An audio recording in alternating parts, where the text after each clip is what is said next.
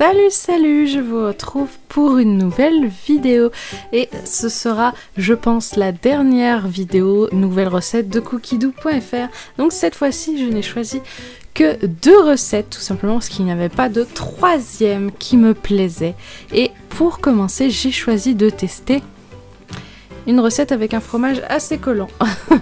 Une tartinade de crevettes aux épices cajun. C'était vraiment un régal. Une recette très simple. Vous n'avez même pas besoin de Thermomix pour la faire. Juste d'un bon mixeur. Et bien entendu, vous pourrez accéder aux quantités d'ingrédients sur le lien de la recette, même si vous n'avez pas de Thermomix, même si vous n'êtes pas inscrit sur le site de recettes cookidoo.fr, le site de recettes de Thermomix. Vous pouvez quand même accéder à la fiche recette et vous aurez accès uniquement aux ingrédients, c'est tout. Si vous voulez refaire cette recette très simple, vous voyez des crevettes, du fromage donc suggéré dans la recette, le fromage fouetté de Madame Loïc, c'est comme par hasard celui que j'avais acheté une semaine avant, un peu de jus de citron et bien sûr des épices cajun. Donc j'en ai mis beaucoup moins que ce que la recette demandait, on dirait pas comme ça, on dirait que je charge en épices, mais croyez-moi j'en ai mis beaucoup moins que ce que la recette demandait, parce que je savais que ça allait être sinon extrêmement fort, mais je me suis vraiment régalée. Je n'ai fait que la moitié de la recette, c'est pour ça que j'ai remixé une deuxième fois. Parce que le bol du Thermomix c'est vraiment énorme, quand on mixe des petites quantités, ça a tendance à mal mixer, donc souvent il faut remixer une deuxième fois.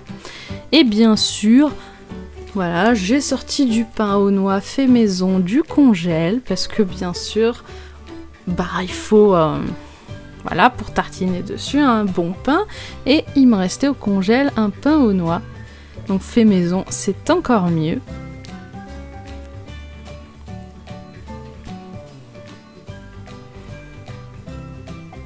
Et pour accompagner cette petite tartinade de crevettes, j'ai choisi également de sortir du congèle des morceaux de cake qui me restaient, mais n'hésitez pas, vous bien sûr, à y accommoder d'une salade de crudités. Là, sur le moment, j'en avais plus tellement des crudités dans le frigo. J'étais à court, il fallait que je fasse les courses. Donc voilà, j'ai choisi de servir ça avec du cake, miel, romarin, fromage que j'avais au congélateur. Oui, donc le pain est était quand même au congèle depuis le mois de janvier. C'est pour ça que j'ai jeté les 2 premières tranches qui étaient un peu trop abîmées. Et on tartine une belle quantité. Parce qu'une tartinade, c'est super bon, surtout celle-là. N'hésitez pas cet été à prévoir vous aussi des petites tartinades, des petites choses comme ça, faites maison avec un Thermomix, avec un blender, pour des apéritifs en famille, entre amis, voilà, avec des petites crudités à picorer, à tremper dedans, avec plein de bonnes choses comme ça, c'est super pour l'été. Et voilà, une très bonne assiette.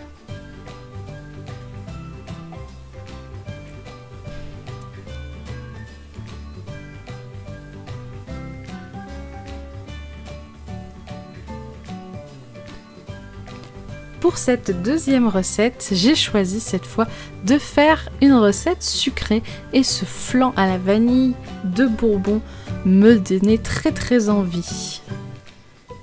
Alors c'est vrai que ce qu'on appelait dans ma famille à moi les tartes au flan, c'est quelque chose que je ne fais pas très souvent, mais qui pourtant est très bon.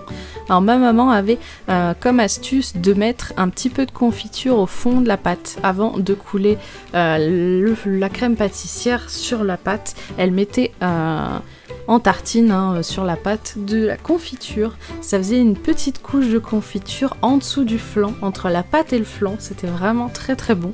Mais c'est un truc que je n'ai pas refait, parce que voilà, ça n'intéressait pas... Ça n'intéressait pas mon chéri et sa famille comme variante. Il voulait le classique de la recette. Donc je fais des flans classiques, même si j'aimerais beaucoup essayer un jour avec de la confiture de fraises, ça pourrait être super bon. Donc cette recette est assez particulière quand même, vu qu'ils font chauffer le lait avec la vanille, qu'ils la mettent de côté.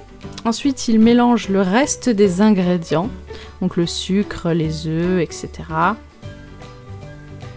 Bien sûr, dans cette recette, il y a de la crème.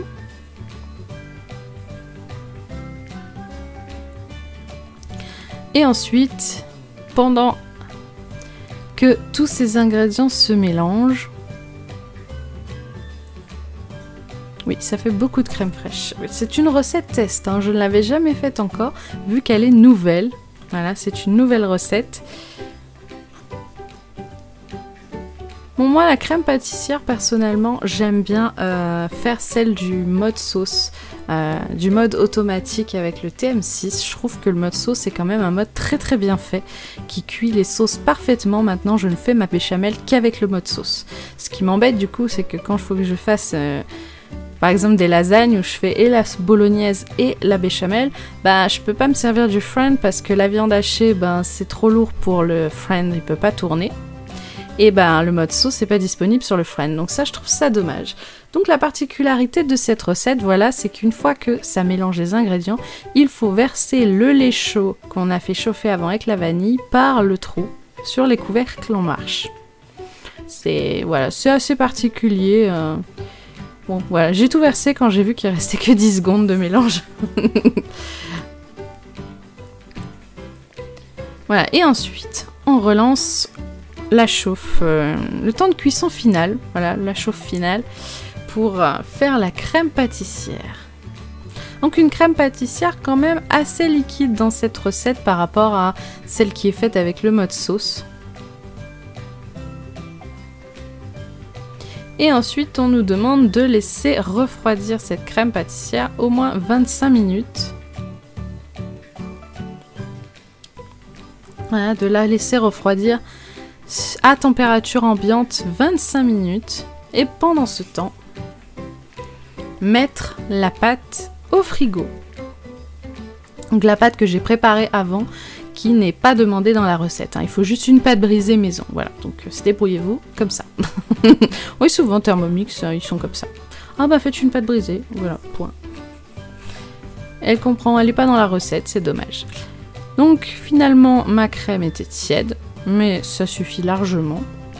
Je n'ai jamais fait vraiment refroidir des crèmes pâtissières avant de faire les tartes. Il est temps de verser tout ça sur la pâte qui a été mise au frais. Donc il nous demande dans la recette de lisser la préparation, mais je trouvais quand même qu'elle était bien lisse toute seule. Elle n'avait pas besoin de moi. Bien sûr, on n'oublie pas de racler les saladiers avec des cuillères, hein, et pas avec des spatules, parce que sinon ça va pas marcher.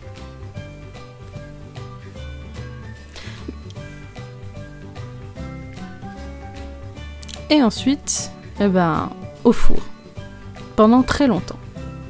Donc comme je le disais tout à l'heure vers le début de la vidéo, ce sera la dernière recette, nouvelle recette de cookiedoo.fr, parce que c'est vrai que maintenant il y a de moins en moins de nouvelles recettes qui m'intéressent et j'ai envie un peu de renouveler les vidéos de la chaîne. Donc cette petite série de vidéos touche malheureusement à sa fin, mais ne vous en faites pas, il y aura bien sûr plein de choses nouvelles sur la chaîne, plein de vidéos à venir, ne vous en faites pas. Donc très bien cuit, vraiment très bonne cette tarte au flan, donc le flan à la vanille. Seul petit bémol, c'est que malheureusement, comme vous allez le voir, la crème a tranché, a un peu granulé. Malheureusement, ça n'influe pas sur le goût, le fait que la crème ait tranché un peu. Je sais pas pourquoi, des fois ça arrive. C'est pour ça que j'aime bien le mode sauce, parce que ça n'arrive jamais. Voilà. J'espère en tout cas que cette vidéo vous a plu, vous a inspiré. J'espère aussi que cette petite série vidéo vous a plu. Je vous dis à très bientôt pour d'autres vidéos et en septembre pour découvrir bien sûr de nouvelles séries de vidéos, de nouveaux thèmes. Salut!